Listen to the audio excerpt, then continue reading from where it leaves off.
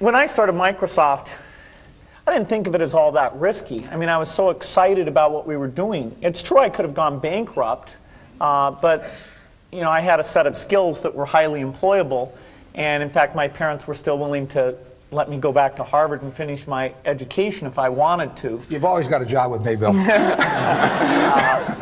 And the thing that was scary to me wasn't quitting and starting the company. It was when I started hiring my friends and they expected to be paid. And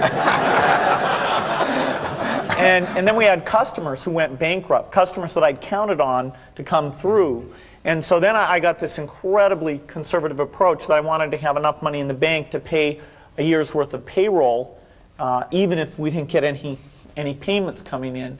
And you know, I'm almost true to that the whole time. We have about 10 billion now, which is pretty much enough for the next year. Anyway, you know, if you're going to start a company, it takes so much energy that you know it better overcome your feeling of risk. I don't think that you necessarily, if you're going to start a company, should do it at the start of your career. I think there's a lot to be said for working for a company, learning how they do things. You know, if you're young, it's hard to go lease premises. They made that hard for me. You couldn't rent a car when you were under 25 at the time, so I was always taking taxis to go see customers. The people would, you know, people would say, well, we're going to go have a discussion in the bar. Well, I couldn't go to the bar.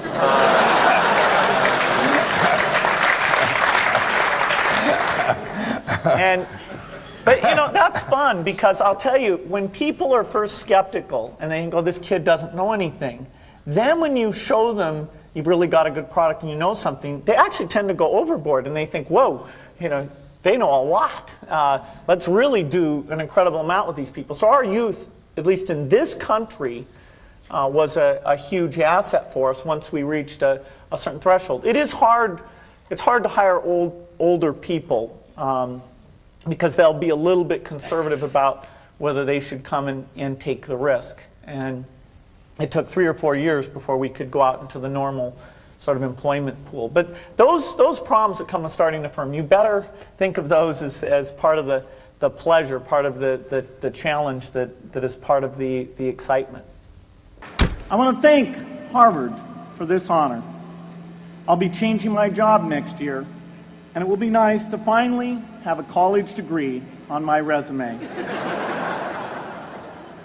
I applaud the graduates for taking a much more direct route to your degrees. For my part, I'm just happy that the Crimson called me Harvard's most successful dropout. I guess that makes me valedictorian of my own special class. I did the best of everyone who failed.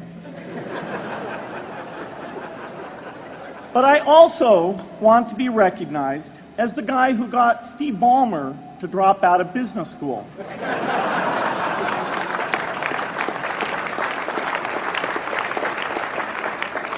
I'm a bad influence. That's why I was invited to speak at your graduation. If I'd spoken at your orientation, fewer of you might be here today. I'm in meetings a lot. My calendar gets very full with those, and then at night, after the kids have gone to bed, I'm on email a great deal. I get messages during the day. That's my chance to give long responses. And then over the weekend, I send a lot of mail as well. I take 2 weeks a year to just go off and read and think, where I'm not interrupted by work or anything else. I'm just solidly trying to think about the future, and people get to send me things to read as part of that so-called Think Week. So it's a nice mix of things. About 25% of the time that I'm out traveling around, meeting with customers, Europe, Asia, and that sort of helps me think, okay, do we have the right priorities? What are people responding well to, and what would they like to see us do better? Hello, I'm Bill Gates, Chairman of Microsoft. In this video, you're going to see the future, Windows. Microsoft first came up with the Windows concept back in 1983. And today, the leading software users have switched into the Windows environment.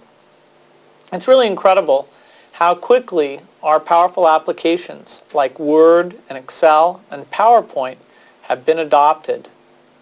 It's not just Microsoft applications. Even companies like WordPerfect and Lotus have now come out with Windows applications. And every week we see new innovative work. It's really attracting all the innovation in the industry. We predicted this a long time ago, and now it's the future. The key point there is you've got to enjoy what you do every day. And for me, that's working with very smart people. It's working on new problems. You know, every time we think, hey, we've had a little bit of success, we're pretty careful not to dwell on it too much because the bar gets raised. I love Bridge.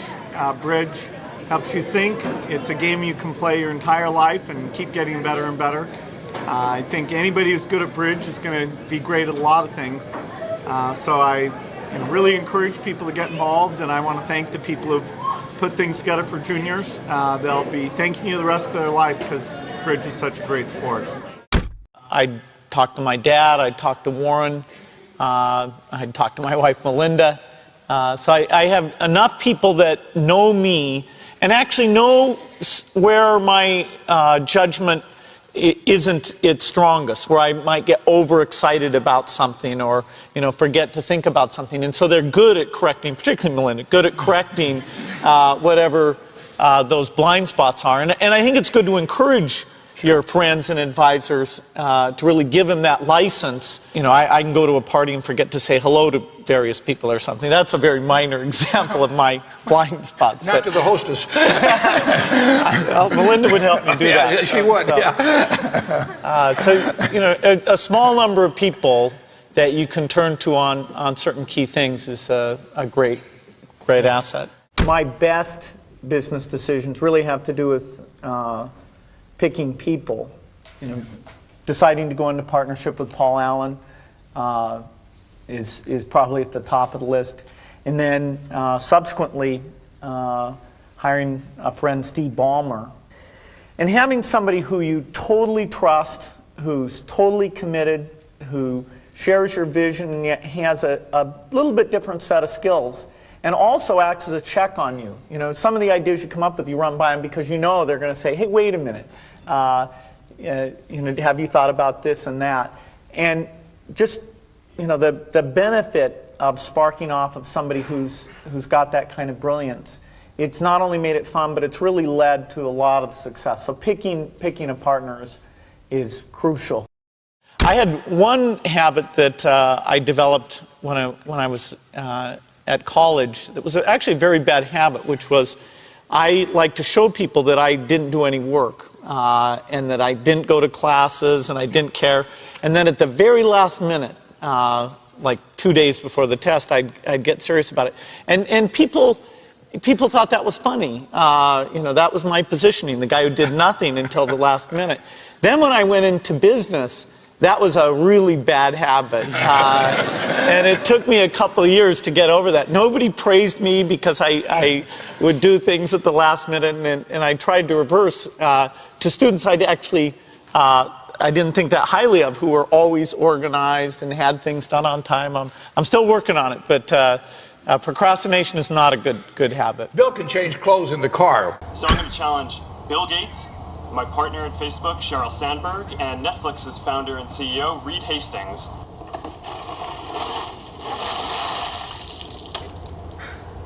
I'm glad to give to ALS. It's a great cause, but I want to accept this challenge. I want to do it better than it's been done. Been working on this, got this design. There we go. Yeah, it's going to be great.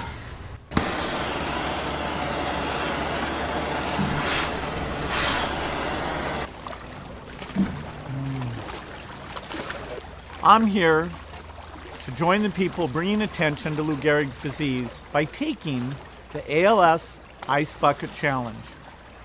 I'm going to challenge 3 more people: Elon Musk, Ryan Seacrest, and Chris Anderson of TED. Consider yourself challenged. You have 24 hours. Good luck.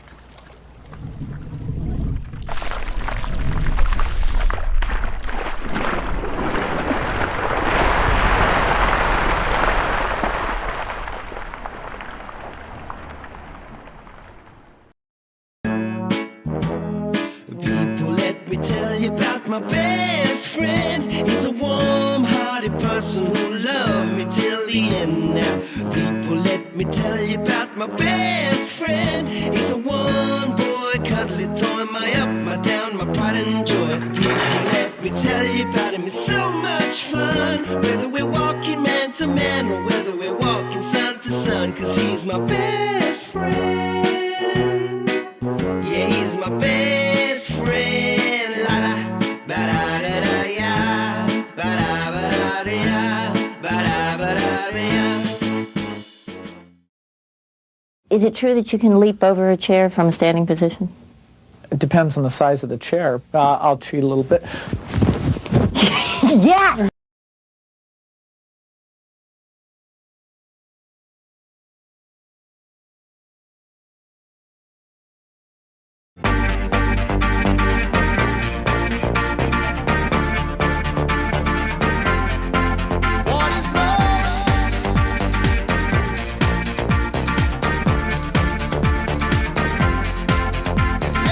By the way, I believe in winners and losers, and especially the freedom to fail. Who? Him? Who? Him? Who? Him?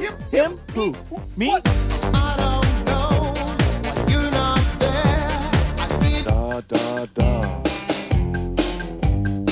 No way!